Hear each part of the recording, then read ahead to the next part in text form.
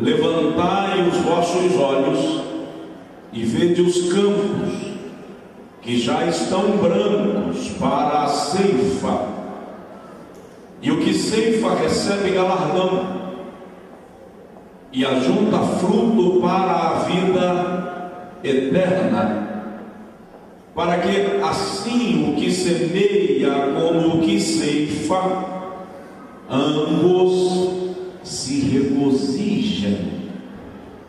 Amém.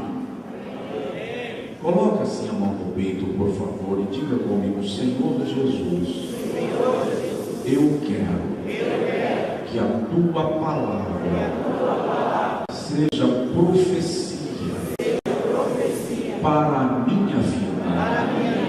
Fala comigo. Amém. Antes de sentar-se, dá uma olhada no irmão que está mais próximo de ti e diz para ele assim: ó, dar glória a Deus aqui é de graça.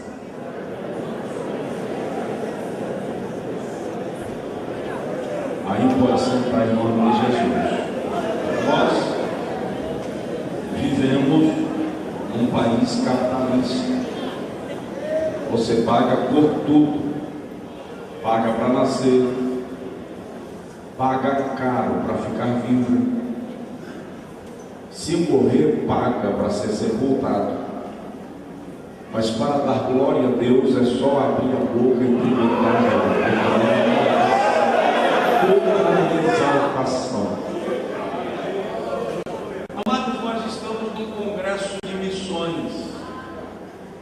Há um jargão que na maioria dos congressos missionários, na maioria das pregações missionárias se usa, e ele se transformou num jargão tão repetido que já não reflete em nós o sentimento que deveria causar.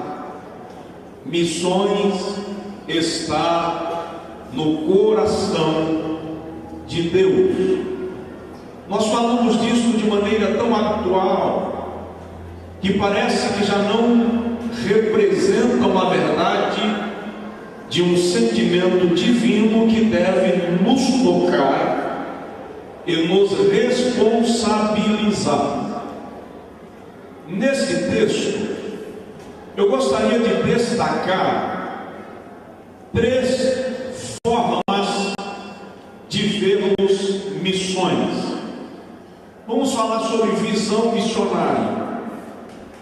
Esse é um dos textos mais lindos dos evangelhos. Capítulo 4 de João traz para nós um diálogo entre Jesus e a mulher samaritana, quando ele saía da Judeia e ia para a Galileia.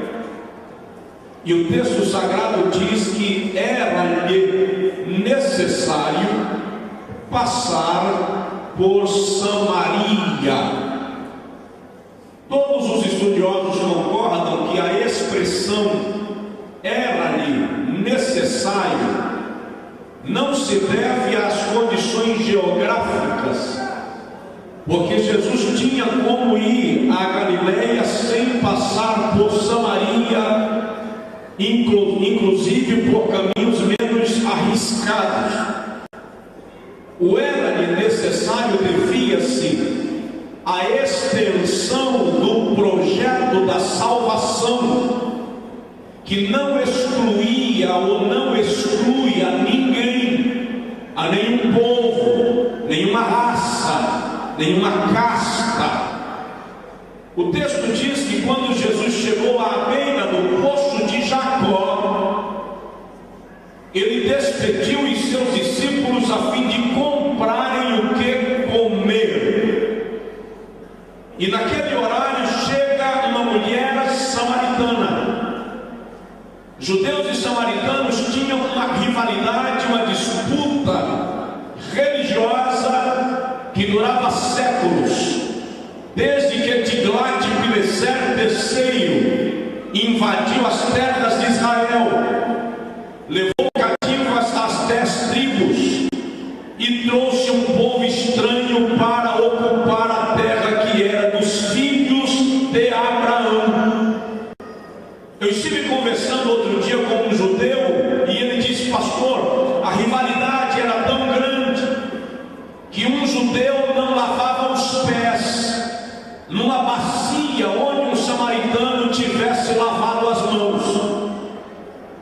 Quando a mulher começa a tirar água, Jesus aproxima-se dela e eu amo a estratégia de Jesus e diz para ela assim: dá-me um pouco de água.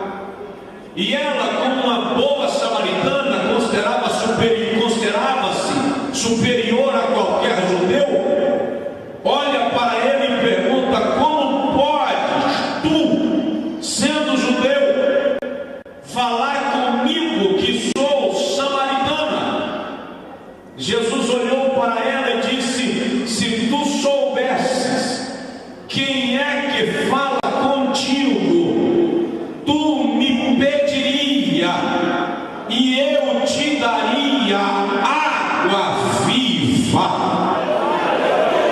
A mulher olhou para ele outra vez com despeita e disse: não tens nem com que tirar. E ele diz: olha, aquele que beber desta água voltará a ter sede, mas o que beber da água que eu lhe der, nunca mais sede terá.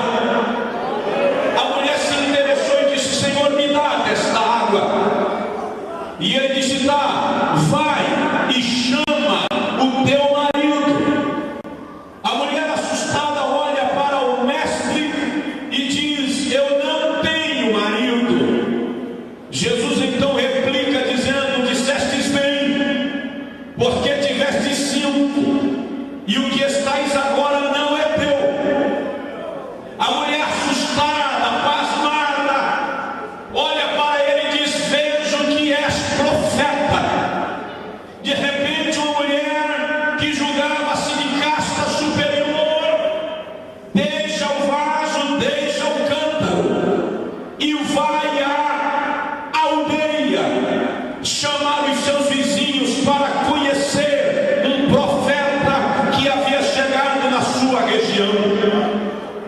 O que me chama a atenção aqui é Jesus não perder a oportunidade de evangelizar uma pessoa e transformá-la num instrumento extraordinário para a glória do seu nome. Quando nós folheamos a Bíblia Sagrada, nós percebemos que missões são a prioridade de Deus. Por quê? Porque almas são a prioridade de Deus. Toda a Bíblia Sagrada revela para nós um Deus missionário. O interesse de Deus de revelar-se ao homem e de tornar notória a sua grandeza, a sua soberania, a sua majestade, a sua eternidade. Quando nós lemos o Gênesis capítulo 6, nós encontramos o Senhor se utilizando de Noé e fazendo dele missionário para o povo antediluviano. No capítulo de número 12, ele chama a Abrão e diz: sai-te da tua terra, da casa do teu pai, do meio da tua parentela, para a terra que eu haverei de te mostrar. Lá no Êxodo capítulo 3, o Senhor chama a Moisés e o envia de volta ao Egito para ser instrumento de libertação para o povo hebreu. No segundo livro dos Reis, capítulo 6, a Bíblia traz para nós o relato de uma menina escrava. Eu já ouvi alguém dizer empregada doméstica. Por favor, ela não era uma empregada doméstica, ela era uma escrava, cativa de guerra, na Síria, na casa de Naamã. E ela disse: quem dera que o meu senhor Naamã estivesse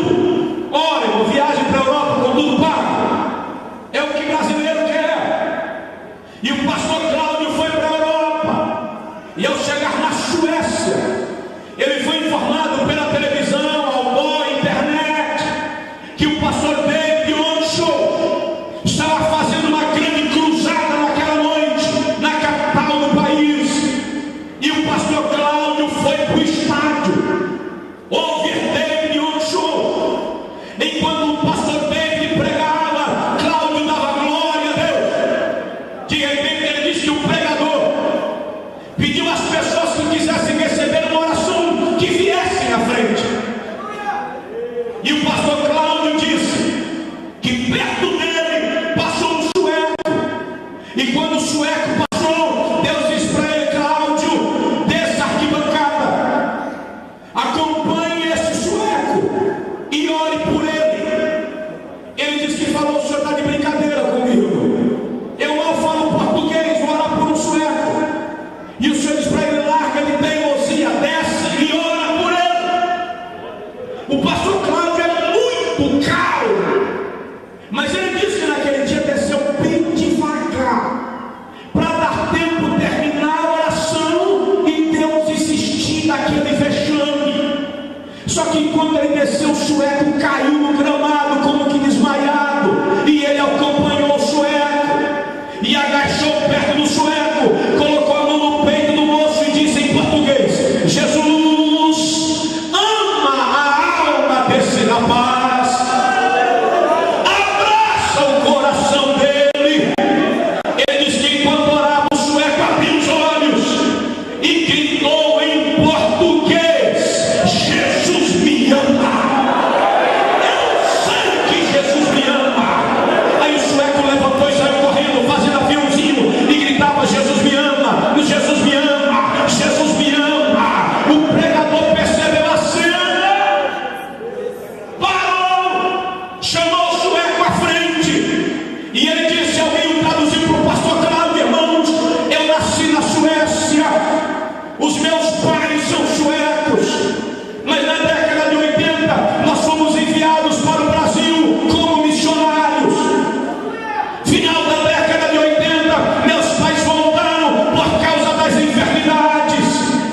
Aqui na Europa, de volta, eu abandonei Jesus, enveredei nas drogas, na prostituição, no crime, tentei suicídio 3 vezes, disse o jovem.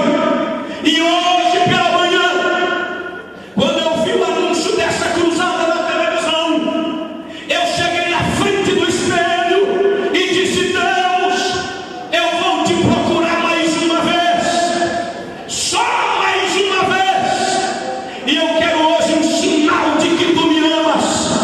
Se o Senhor me ama e ainda me quer, eu quero que hoje, Deus, alguém ore por mim, só por mim, exclusivamente por mim, e não serve em inglês, só serve se for em português.